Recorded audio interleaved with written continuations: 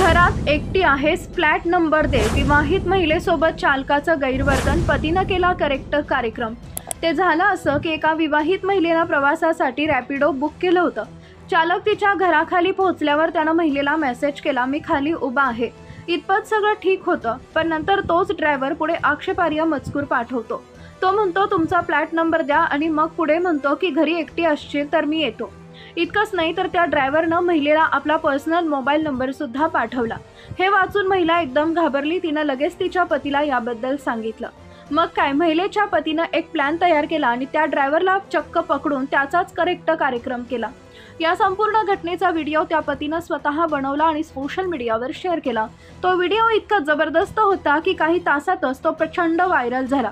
व्हिडिओमध्ये तो ड्रायव्हर माफी मागतानाही दिसतोय, पण विशेष म्हणजे ड्रायव्हरचं म्हणणं आहे की माझ्या मेसेजेसचा चुकीचा अर्थ घेतलाय.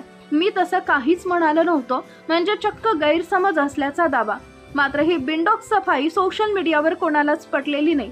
नेटिझन्सने एकच सूर लावला, अशा चालकांवर कठोर कारवाई झालीच पाहिजे आणि यातूनच रॅपिडो कंपनीला शेवटी निवेदन द्यावे लागलं.